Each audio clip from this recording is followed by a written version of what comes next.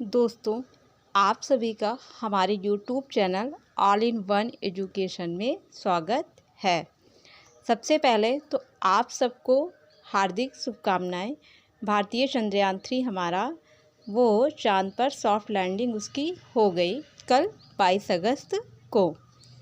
ठीक है, अब आर्यभट्ट से चंद्रयान 3 तक का जो हमारा बेमिसाल सफ़र था उसके बारे में हम थोड़ा डिटेल से पढ़ते हैं, जानते हैं। अंतरिक्ष अनुसंधान तथा उपग्रह तकनीक के क्षेत्र में भारत का प्रवेश 19 अप्रैल 1975 को आर्यभट्ट नामक उपग्रह के सफल प्रक्षेपण के साथ हुआ था।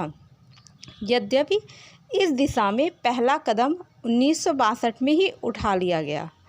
भारतीय राष्ट्रीय अंतरिक्ष अनुसंधान समिति बनाई गई।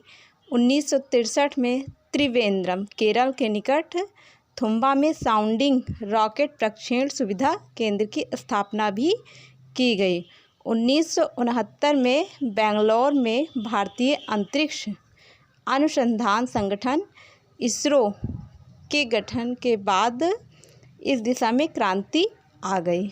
हमारा सफ़र आर्यभट्ट से शुरू हुआ था और अब हम चंद्रयान 3 तक पहुंच गए। सकुशल सफल हो गया हमारा चंद्रयान 3 का सफ़र। भारतीय अंतरिक्ष कार्यक्रम के जनक हमारे हैं वो डॉक्टर विक्रम साराभाई हैं। उन्होंने एक ऐसी टीम तैयार की कि एक के बाद एक अनेक प्रतिभाशाली वैज्ञानिक भारतीय अंतरिक्ष अनुसंधान संगठन को दूरदर्शी नेतृत्व प्रदान करते आ रहे हैं। उन्होंने एक से एक चंद्रयान बनाया। चंद्रयान 3 किया, चंद्रयान 2, चंद्रयान 1। तो इसमें कुछ प्रोफेसर मुख्य है, उनके नाम देखते हैं। Professor Satish Dhawan, professor UR Rao, professor Kasturirangan और माधवन नायर से लेकर अब इस सोमनाथ तक इसरो का लंबा समृद्ध इतिहास है।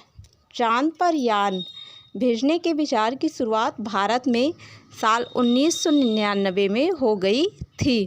साल 2003 में मंजूरी मिली और लाल किले से उसी साल घोषणा भी हो गई। अब थुम्बा से शुरू हुआ भारत का अंतरिक्षीय सफ़र काफ़ी आगे निकल चुका।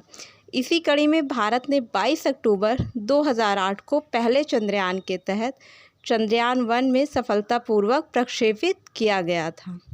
22 अक्टूबर 2023 को पहले चंद्र मिशन के 15 साल पूरे हो चुके हैं।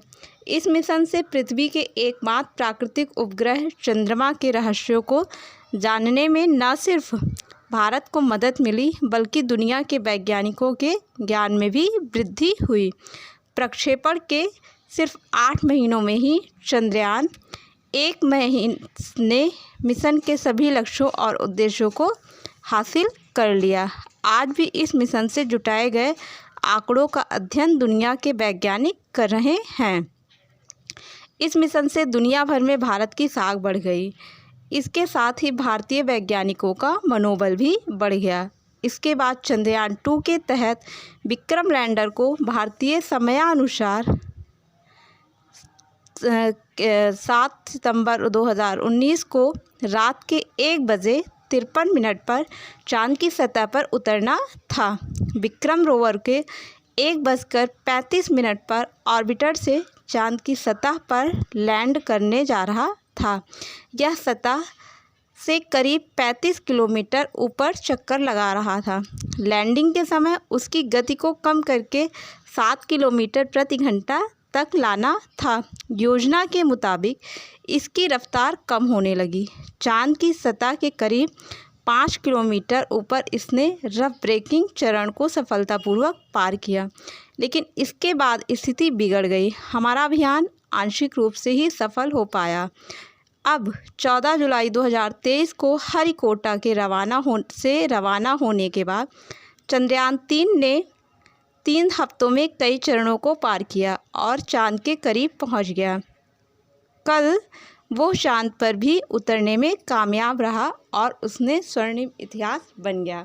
दोस्तों, आपको हमारी ये वीडियो थोड़ी भी यूज़फुल लगी हो तो प्लीज़ हमारे चैनल को आप सब्सक्राइब कर लें और वीडियो को लाइक कर लें एंड शेयर कर लें।